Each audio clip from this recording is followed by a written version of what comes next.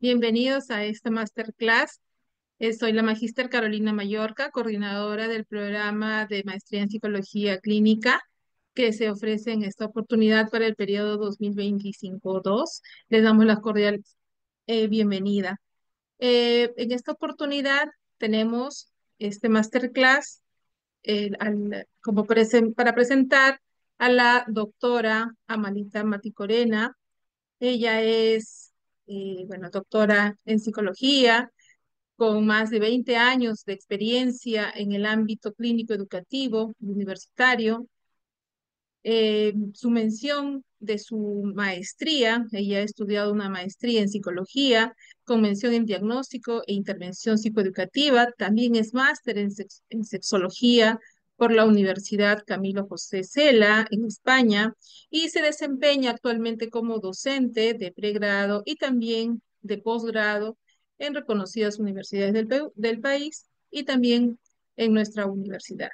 Se destaca por su enfoque integral ético y también comprometida con la formación de nuevos profesionales.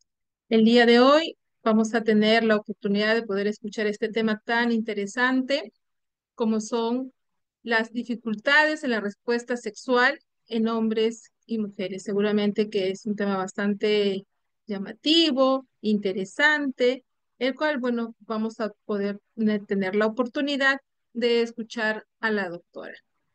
Voy a presentar entonces, le voy a dar la bienvenida a la doctora Amalita, agradeciendo desde ya su participación y seguramente que también vamos a poder escuchar y aprender un poco más acerca de este tema. Bienvenida, doctora Amalita. Muchas gracias, Carolina. Muchas gracias por la invitación a este masterclass. Y claro, van a aprender bastante, sobre todo pues, en temas de disfunción sexual. Voy a compartir con ustedes pantalla. Esperen un ratito, por favor, para poder transmitir. Un ratito.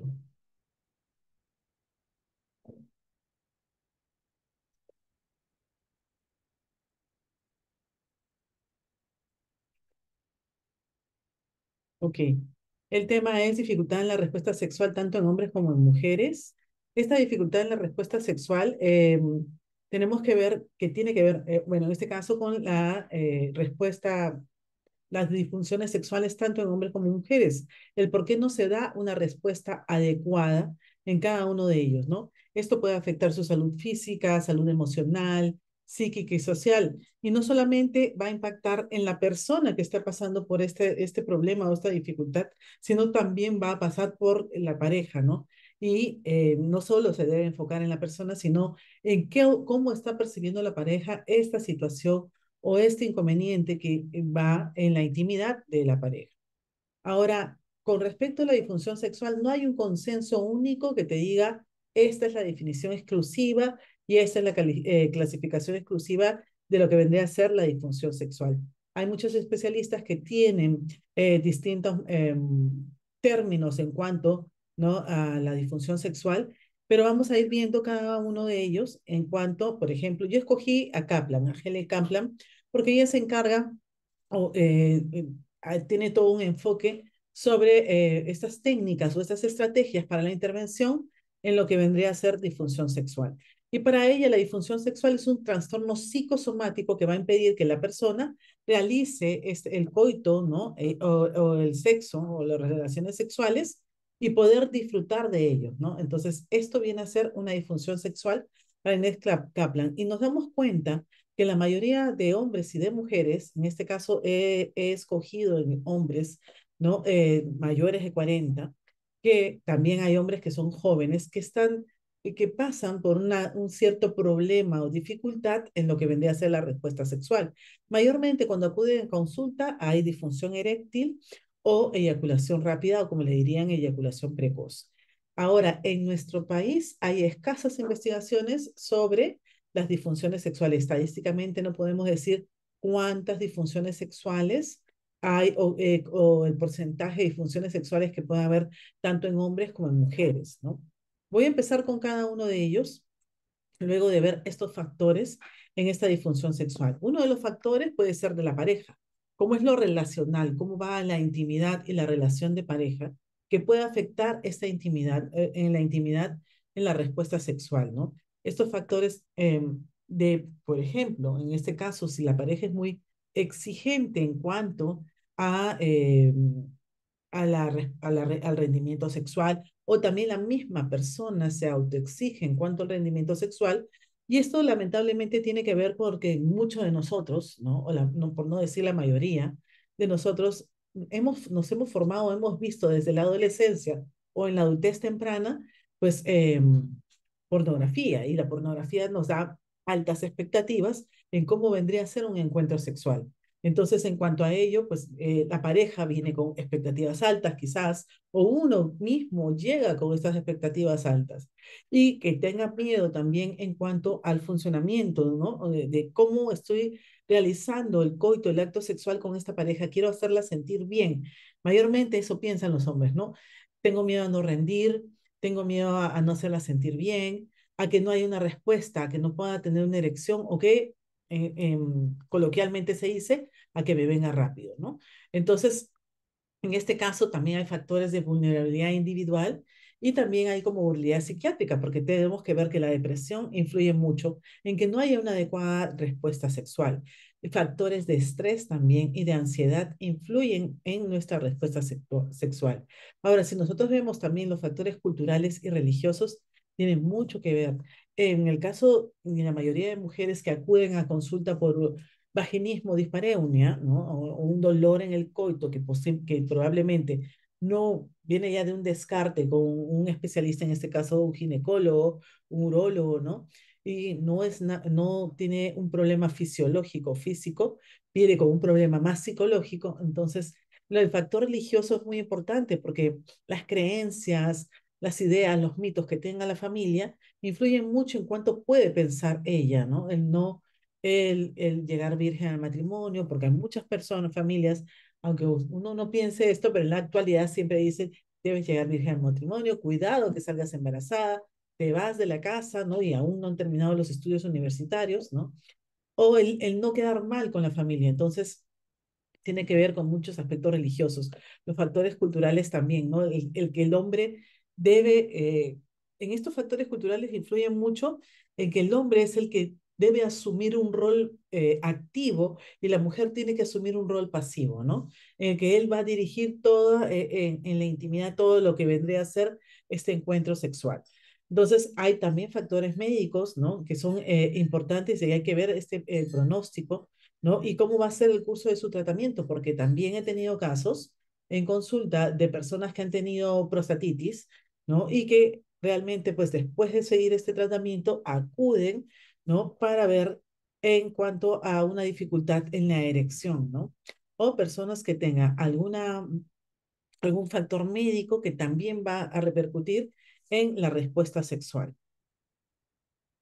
Las causas, pues, más frecuentes son psicológicas, como les dije, el 80% de las causas de la respuesta de las disfunciones sexuales son psicológicas, ¿no? Y el 20% viene a ser físico, ¿no? Al primero, como siempre digo, en consulta, antes de asistir a una terapia sexual, se realiza o no, o se debe recomendar acudir a un descarte si hay una causa física para poder iniciar recién con la terapia sexual. Estas dificultades también se van a presentar en cualquiera de las fases de la respuesta sexual, en situaciones puntuales, por ejemplo, en la excitación, puede ser en el orgasmo, ¿no? En cuanto a la respuesta sexual. Y vamos a ir viendo cada uno de ellos, ¿no? Para poder diagnosticar esta disfunción sexual, la persona tiene que presentar estos síntomas, pero que sea de manera persistente, no que haya presentado, porque siempre, y como yo digo a mis pacientes, ¿no? Si tú has tenido un problema de erección, en este caso, ¿no? Y solo se te ha presentado una vez o dos veces, pero muy esporádico el tiempo de un periodo a otro, ¿no? Entonces, no tienes un problema, o sea, una disfunción sexual. Aquí tiene que ser de manera persistente y que dure por lo menos, ¿no? Durante 3 meses, que sea constante. Ahí podemos hablar de que hay una disfunción sexual. Ahora, la clasificación de estas disfunciones sexuales según el DSM-5, vamos a ir viendo que hay una eyaculación retardada, hay trastorno eréctil. Esto tenemos que ver el trastorno orgásmico femenino y ver, especificar qué es lo que puede estar ocasionando este trastorno orgásmico femenino. Hay un trastorno tanto en el interés como en la excitación sexual femenina.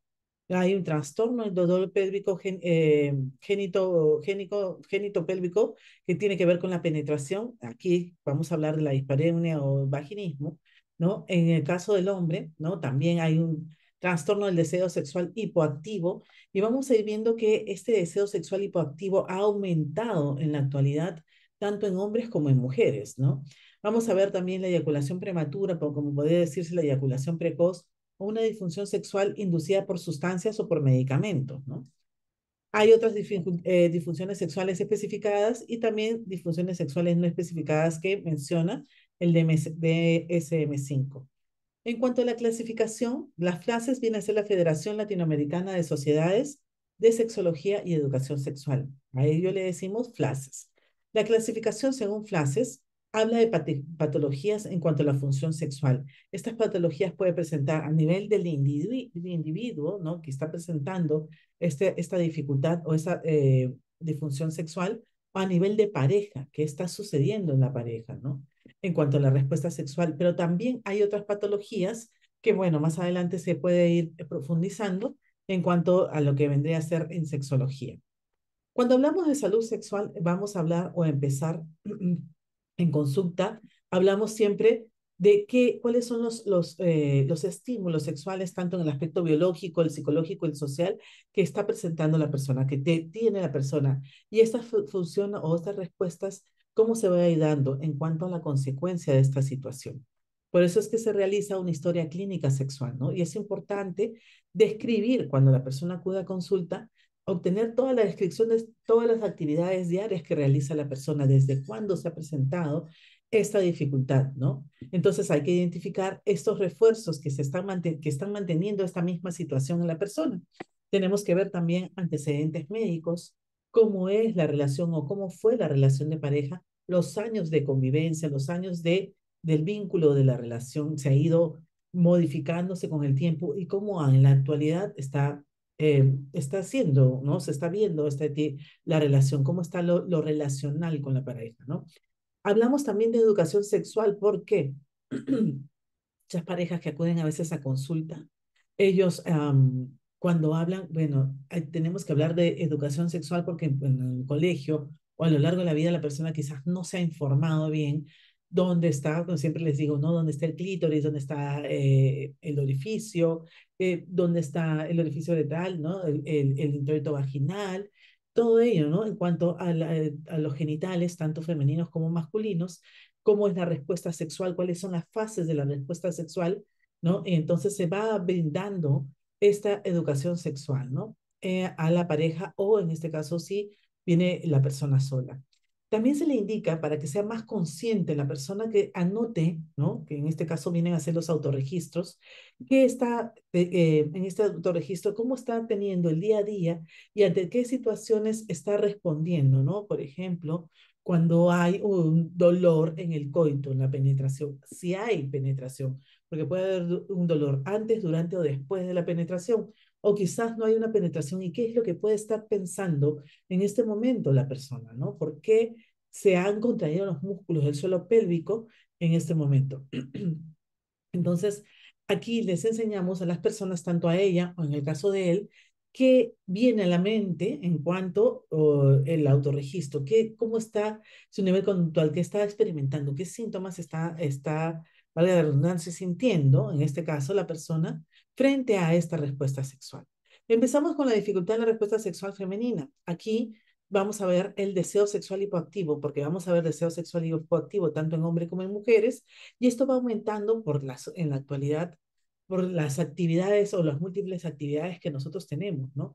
El estrés que presentamos el día a día y si tenemos responsabilidades como padres, ¿no? Dentro del hogar y cómo está realizando o cómo se está dando esta función de pareja y de padres dentro de este entorno familiar o dentro del hogar, ¿no? Entonces, esta disfunción va, como digo, va en aumento, ¿no? Y quizás, perdón un ratito, haya fracasos terapéuticos porque hay personas que quieren que inmediatamente se dé un resultado, ¿no? Y como siempre digo, estos resultados no son de un momento a otro, no es momentáneo, es todo un proceso y el cual tenemos que cambiar. Por ejemplo, lo cognitivo, las ideas que están viniendo a la mente, ¿no? ¿Qué pienso en ese momento? ¿Qué estoy sintiendo en este momento y qué hago en ese momento? Entonces vamos a ir viendo por qué se dan estos fracasos terapéuticos. En caso del deseo sexual hipoactivo en la mujer, pues nosotros vemos cómo es la situación de su pareja, cómo es la pareja, cómo es el vínculo, primero cómo es su pareja, cuál es el vínculo con ella en cuanto a su pareja. Tenemos que trabajar un recondicionamiento de lo que es lo orgásmico.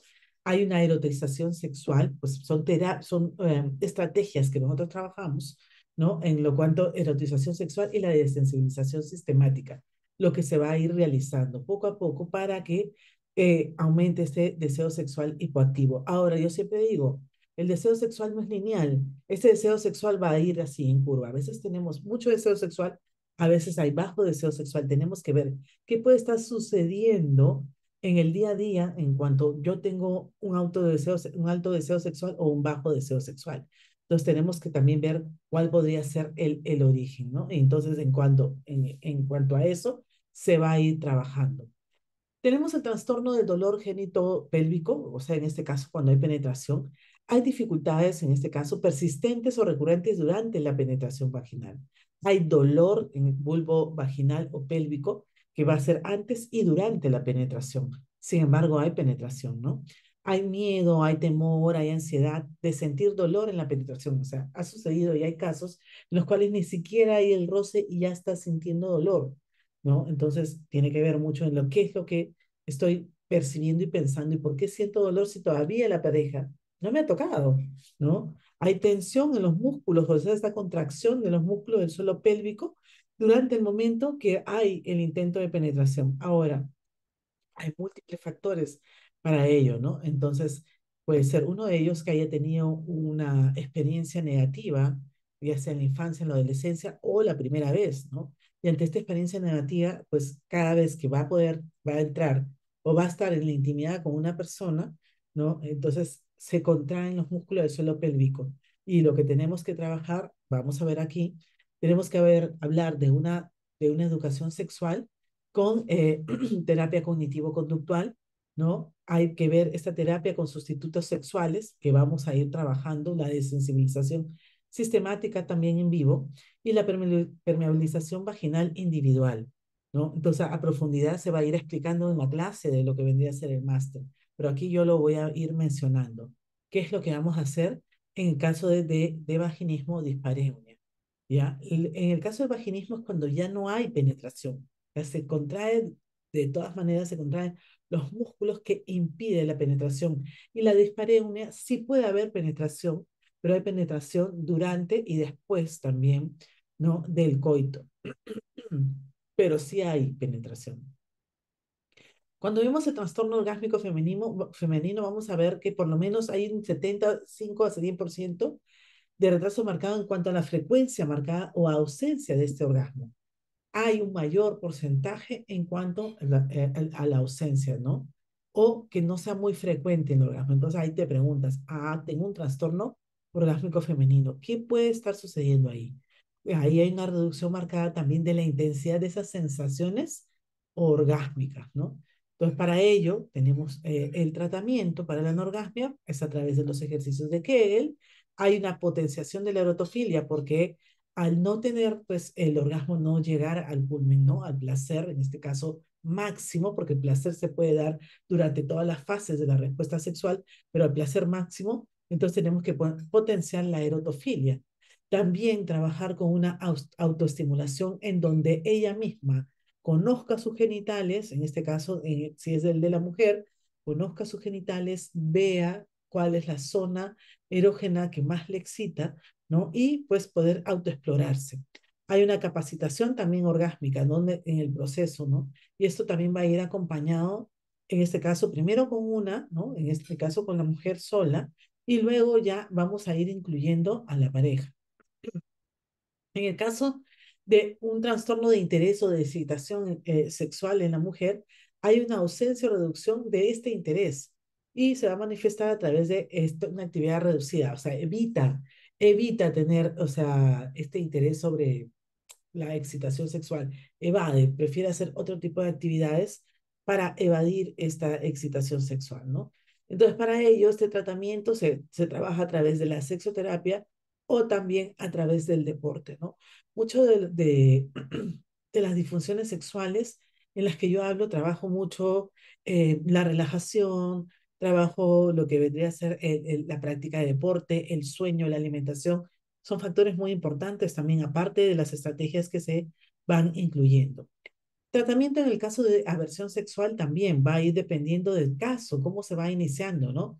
Se empieza algo mucho más suave, que viene a ser la autoestimulación en el caso de ella, ¿no? Y hay una desensibilización en imaginación de lo que va a suceder cuando hay el encuentro sexual y el coito, y se va a hablar sobre una erotización sensual y una erotización genital. Todo este proceso va a ser paulatino, porque vemos que hay una aversión sexual. Cuando hablamos de la dificultad en la respuesta sexual masculina, vamos a empezar primero por una eyaculación retardada, que puede ser, o también una eyaculación rápida, que vamos a ver luego. Y esto se experimenta pues cuando hay un aproximado de 75 al 100% de la actividad sexual en donde hay un retardo. Pasa mucho tiempo en que no eyacula, ¿no? Hay un retardo marcado en lo que vendría a ser la eyaculación. Hay también el trastorno eréctil, ¿no? Aquí hay una dificultad para poder tener erección durante la actividad sexual o también para mantener la erección hasta terminar la actividad sexual. Hay muchas de las personas que a veces pierden la erección cuando le van a colocar el preservativo. También tenemos que ver qué puede estar sucediendo si tengo una erección y luego en el momento que se coloca el preservativo, la erección disminuye, ¿no? No va a mantenerse erecto. Y para este tratamiento de la disfunción eréctil, tenemos que ver, ¿no? Como es psicógeno, entonces hay que ver si hay un origen orgánico, hay que ver cómo se realiza con tratamiento, vamos acompañado de una comunicación con el médico, en este caso, si viene a ser el urólogo, ¿no? O con el especialista, y bueno, va a ir acompañado con un tratamiento con fármacos. Luego, va a haber una rehabilitación en cuanto a lo que es la respuesta sexual, ¿no? Hay esa técnica que es el placeriado, se habla sobre una biblioterapia, ¿no? Porque vamos a brindar información y también compartimos libros, en este caso comparto libros de autoayuda en cuanto a la disfunción eréctil, porque tiene que ver mucho también con esta situación que genera ansiedad en la persona y en el cual no va a haber una adecuada respuesta sexual para la erección.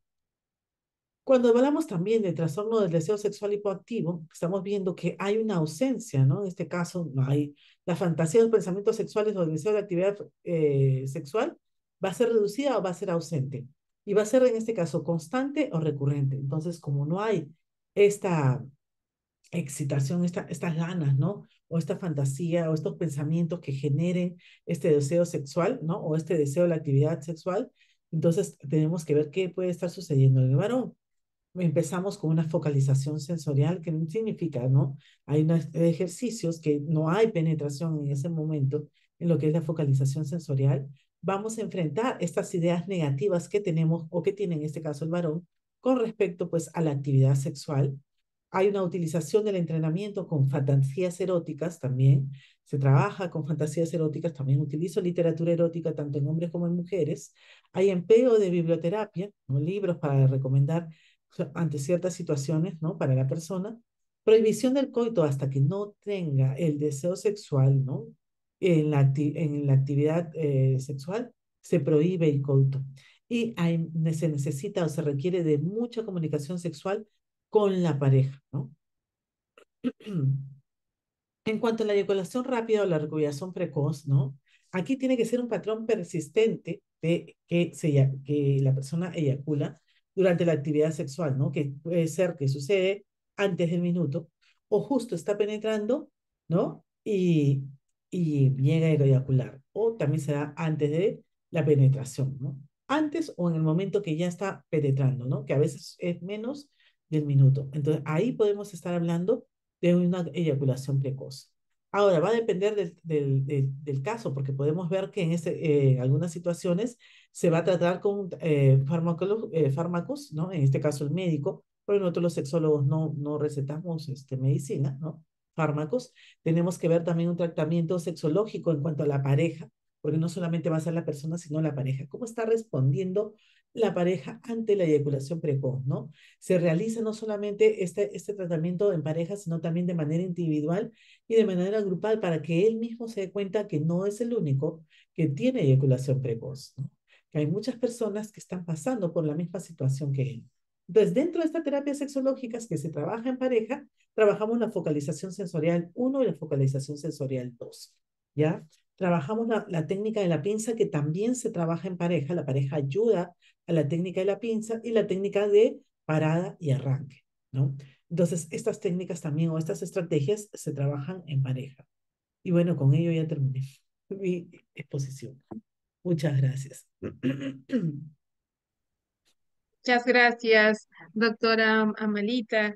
Hemos podido escuchar atentamente algunos aspectos de estas dificultades en la respuesta sexual tanto en hombres y mujeres, ¿no? A veces creemos que solamente se dan básicamente en los varones, ¿no? Tal vez por estos factores que mencionaba, ¿no? Los factores sociales, culturales, eh, y otros, ¿no? Como por ejemplo el tema del trabajo, ¿no? Que mencionaba el estrés, los factores psicológicos, ¿no? Entonces, que son los que contribuyen de alguna manera a tener este riesgo de esta disfunción sexual. Vamos a dar pase a ver a las preguntas, a ver nuestros participantes, nuestros asistentes. Si tuvieran preguntas, pueden escribirlo por el chat. Ahí Xiomara nos está apoyando con el chat para poder interactuar también con ustedes, si hubieran algunas preguntas, comentarios también, ¿no? ¿Qué les ha parecido? Aquí tenemos, a ver, de Gandhi, pregunta, dice, Amalita, dice, ¿cuál es el tiempo ideal que debe durar el coito según las mujeres? Nosotros no En hablamos de las tiempo, mujeres, ¿no? ¿sí? Me imagino, debe Es la ser ahí primera para vez las que me mujeres. dice de las mujeres porque normalmente siempre me dicen en hombres. Pero cuando nosotros hablamos de estos tiempos, o sea, no nos enfocamos en el tiempo, sino en el placer y en el disfrute, porque en ese momento tú estás disfrutando con tu pareja y no estás con el reloj pendiente de cuánto tiempo me estoy demorando en los previos, de cuánto tiempo me estoy demorando desde cuando tengo la penetración y todo, ¿no? No tenemos un tiempo específico porque para una pareja puede ser pues 20 minutos, para otra pareja el disfrutar puede ser 10 minutos. Entonces, esto va a ir variando y va a depender de la pareja. Lo importante es el disfrute y el placer. Claro, porque podría ser también más bien un factor, ¿no? El hecho de estar pensando, uy, me faltan 30 segundos, ¿no? Entonces eso podría ser un factor estresante que no ayuda a este disfrute que mencionas, doctora. Muy bien, muchas gracias por esa respuesta. A ver, hay otra pregunta. Sí, dice, doctora, buenas noches. La eyaculación retardada, ¿existe algún criterio diagnóstico en cuanto al tiempo para la eyaculación retardada? Se me pregunta. Bueno, normalmente pues que la persona dure pues, más de 20 minutos, 40 minutos, en cuanto no siga teniendo el coito, ¿no? Y que no pueda eyacular, ¿no? Que demore mucho en eyacular y que le genere malestar a la persona, de que no puede en ese momento llegar, ¿no? Puede sentir placer y todo, pero ya puede generarle un malestar o una incomodidad a la persona. Ujú, ujú, ok, la- gracias. Aquí tenemos otra pregunta de Diana. Nos dice, ¿qué terapias se pueden utilizar en los varones con eyaculación precoz? ¿Qué se les suele recomendar en terapia? Lo que mencioné en la explicación de las diapositivas, ¿no? Entonces, en lo que vendría a ser en la eyaculación rápida, pues acá viene a ser, ¿cómo era? Las terapias cognitivas conductuales, hablabas, ¿no? La Trabajo de desensibilización terapia, sí. sistemática. No, trabajar en pareja también, la focalización Exacto, sí, sensorial, ¿no? La focalización, la técnica de mm, la pinza, de la parada y el arranque, eso viene a ser, ¿no? también. Algo que puedo rescatar de lo que te escuchaba, Malita, era que en terapia importante es ver a la pareja como un todo, ¿no? O sea, es hacer un diagnóstico o tener una base de qué está pasando en la pareja, ¿no? Para empezar a discriminar cuáles son estos factores de riesgo que están generando que se produzca este tema, ¿no? Y algo importante también que mencionaste es que primero se descarta el aspecto físico, ¿no? Si no hay, si por ahí no va el tema, entonces empezamos ya con la parte psicológica, ¿no? Eso, o sea, digo, uno cognitivamente puede estar muy consciente de muchas cosas, pero a veces el cuerpo habla, ¿no? Y hay que identificar, hay que profundizar qué es lo que está pasando a nivel interno y que a veces no nos damos cuenta, ¿no? El ser humano es tan complejo que importante es esto que nos mencionas, que puede reflejarse en la pareja, ¿no? En los problemas de pareja. Y por eso que hay profesionales, Gracias, Amalita, por la respuesta. Sí, y hay que ir al profesional, sobre todo. a ginecólogo, a Eh, ginecólogo, fisioterapeuta del suelo pélvico también, para ah, ver, también, sí, sí, gracias. A ver, acá hay más preguntas, dice. Elmer nos pregunta, dice, ¿será que la de como bueno, la eyaculación precoz es motivo de la infidelidad? no. Esto no viene, no es nada Es un objetivo, ¿no? mito. Es subjetivo, Ujú, ¿no? Esto de la eyaculación precoz es más personal, ¿no? Es más de qué es lo que puede estar sucediendo. Ahora puede ser generado por ansiedad que puede estar pasando la persona. Si es algo más psicógeno, tendríamos que ver qué puede estar causando ello, ¿no? No sabemos la causa, pero la infidelidad no. ujú, claro, claro. Sí, importante es la comunicación, ¿no? La pareja, la relación sexual, no solamente es a nivel del coito, ¿no? Sino más bien es todo lo que involucra el aspecto sexual. El vínculo de la pareja, ¿no? ¿Cómo se está Así es, claro. Claro, y funcionando? qué interesante, doctora. Tenemos otra pregunta aquí de Yasmín. Dice, ¿cómo se inicia el tratamiento en las dificultades sexuales? Primero de forma individual y luego ambos. Pregunta. Claro, a veces la persona, va a depender también mucho de la persona. La persona a veces dice, quiero empezar solo o sola, ¿no? Y en consulta se va a determinar que también va a necesitar trabajar en pareja, ¿no? ¿Por qué? Porque quizás no solamente está, bueno, no quizás, no solamente está afectando a la pareja, a la persona, sino a la pareja. Hay personas que van a consulta pero que no tienen pareja. Entonces, no tener pareja me dice, mira, yo estuve con una persona, me pasó esto, entonces yo quiero trabajar en mí primero y luego más adelante, si llego a tener pareja, ¿qué es lo que puede estar sucediendo o cómo respondo, ¿no? Luego de un tiempo ya se han comunicado conmigo y me han dicho, mira, Malita, me ha ido bien, estas pautas que me has dado, estas estrategias que he aprendido, me ha ayudado y pues lo he tenido bien, te agradezco, ¿no? Entonces, eso sucede, pero también si están en pareja en ese momento y es una pareja no casual, sino bien, porque a veces tenemos parejas que o una que otra persona, Pasionales, si eventuales. Ujú, si es que tiene que ser una pareja estable, entonces ahí se trabaja terapia de pareja también en sexual, ¿no? ujú, ok. A ver, acá hay más preguntas. Dice Esteban, nos dice, ¿existe algún factor psicológico o fisiológico que después del coito pueda tar- tardar tiempo para volver a tener una erección?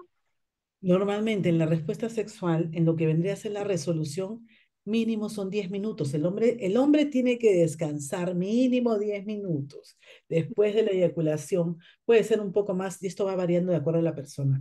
A más edad se van a demorar más en volver a, bueno, lo que es la resolución, a volver a tener una excitación, una erección, ¿no?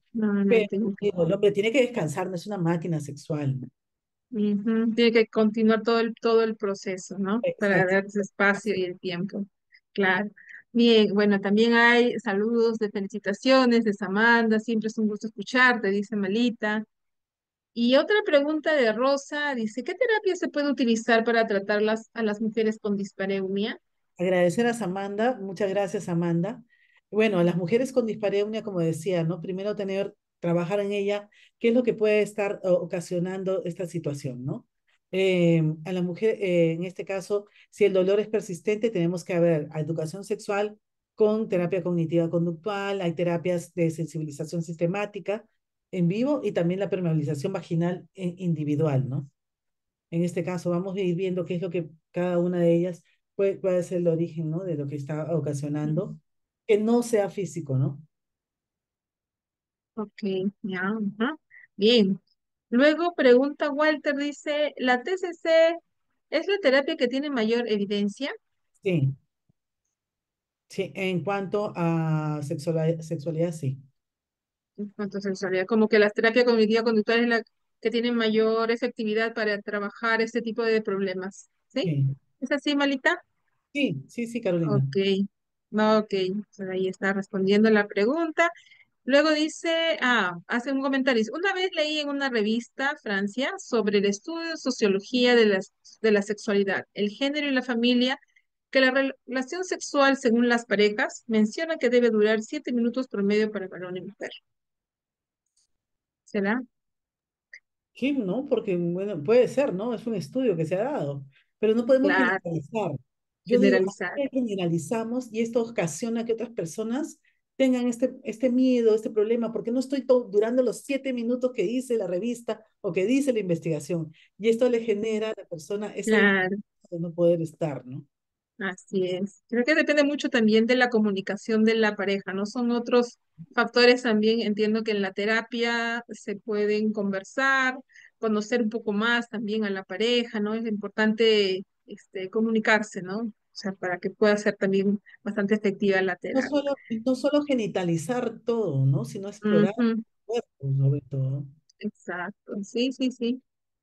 Bien, a ver, María del Carmen también nos hace alguna pregunta. Dice, ¿alguna recomendación, doctora, para identificar que la pareja está siendo sincera con la satisfacción en la intimidad sexual? Porque algunos hombres no tienen la confianza consigo mismo ante estos problemas.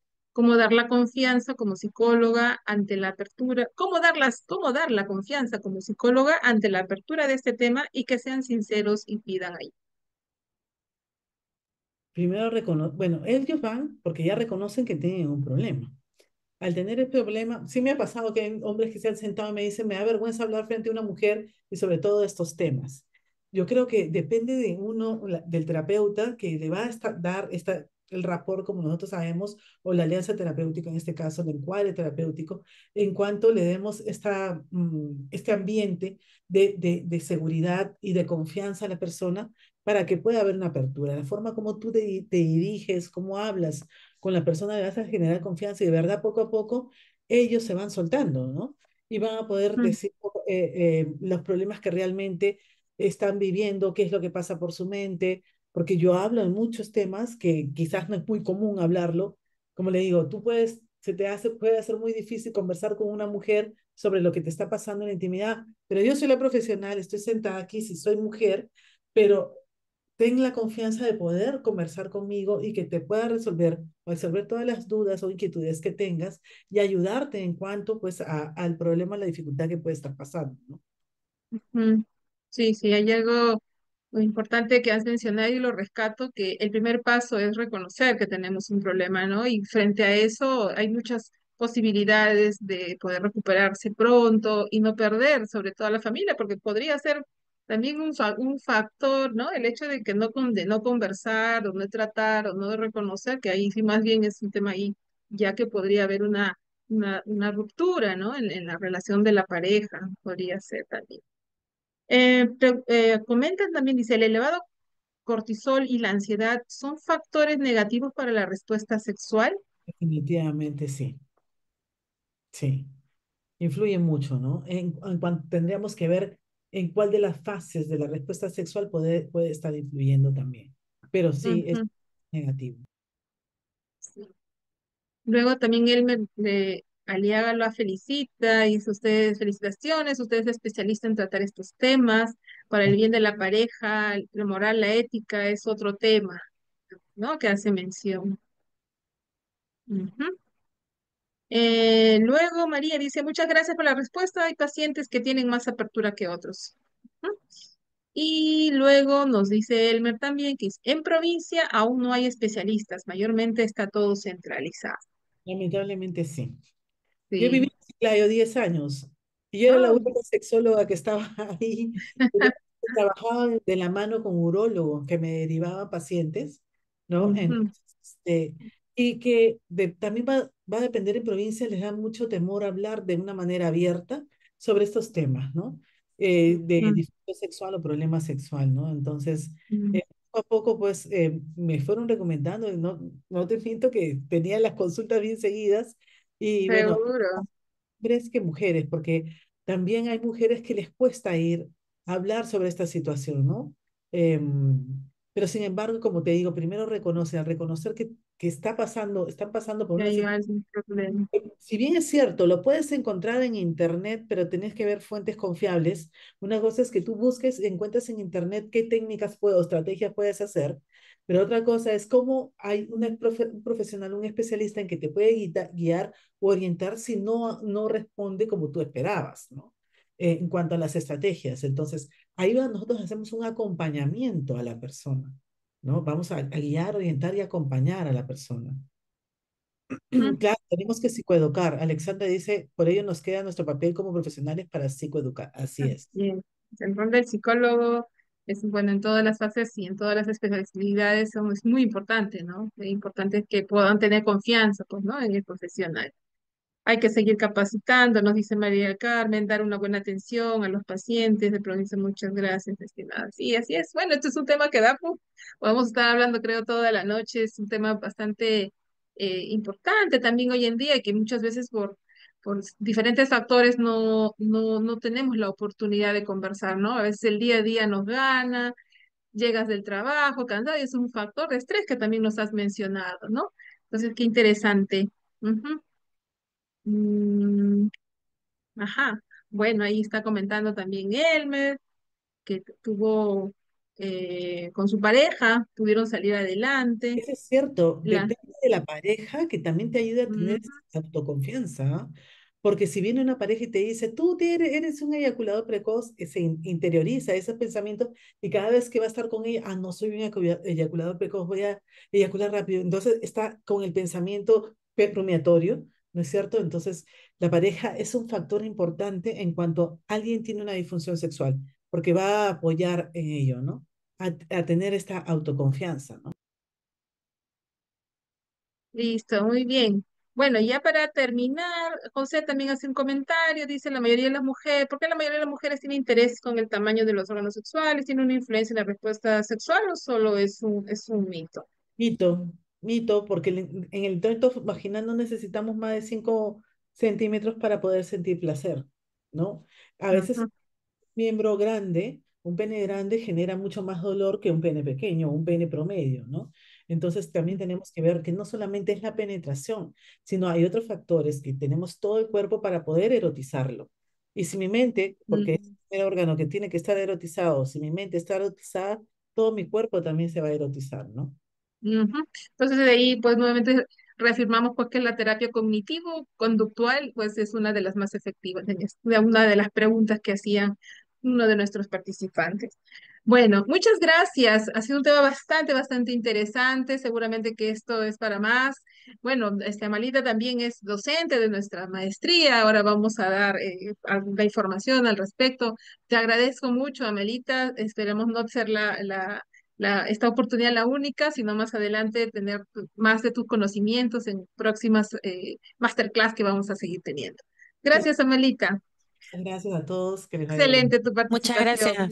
Muchas gracias, doctora. Esperemos unos minutitos para que Carol nos pueda brindar la información acerca de la maestría y Ujú. así poder concluir con esta sesión. Muchas gracias, Claro que doctor. sí. En estos momentos vamos a hablar un poco de lo que es la parte comercial de la maestría en psicología clínica y también la maestría en psicología clínica con mención. Cuenta con tres menciones, que es neuropsicología, psicología de la salud, terapia infantil y del adolescente. Perdón. Información general. La maestría en psicología clínica tiene una duración de 20 meses, son 30 vacantes, la modalidad es semipresencial. Las clases serían los viernes de 6 a 10 de la noche y los sábados de 8 hasta el mediodía, un reposo y de 2 a 6 de la tarde. La maestría en psicología clínica convención también tiene una duración de 20 meses. Son 17 vacantes por mención y la modalidad va a ser presencial. Las clases serían lunes y viernes de 6 a 10 de la noche. Para la certificación estarían contando con la maestría en psicología clínica Y en el segundo caso es dependiendo de la mención que ustedes tendrían. Si estarían acogiéndose a la maestría de neuropsicología, les saldría con esa mención, o en todo caso con la de psicología de la salud o terapia infantil y del adolescente. El proceso de admisión, las inscripciones se están realizando hasta el día 15 de julio, el proceso de admisión hasta el día 22 de julio, matrícula del 12 al 15 de agosto y el inicio de clases a partir del 18 de agosto. Actualmente estamos contando con un beneficio exclusivo para todas las personas que se inscriban hasta este viernes 16. Estarían contando con un 20% de descuento en lo que son las cuotas mensuales. Todas las personas que estén interesadas pueden comunicarse conmigo para poder brindarle la mayor información de las maestrías que han hablado la Magíster Mallorca y la Magíster Maticorena. Les dejo mi número y mi correo para mayor información de ambas maestrías. Muchas gracias, Xiomara. Muchas gracias, Carol. Tenemos la consulta de María Cornejo. Sí, el beneficio que tenemos es hasta el 16 de mayo. Para poder que se confirme tu proceso, sí te recomendamos que de repente lo puedas agilizar hasta el 15. Ahí puedes tomar la captura de los datos de Carol. Ella te va a ayudar en todo el proceso para que puedas postular a nuestras maestrías. Y bien, eso ha sido todo por esta noche. Y bueno, esperemos verlos en un siguiente masterclass. Muchas gracias. Buenas noches con todos. Gracias. Buenas noches.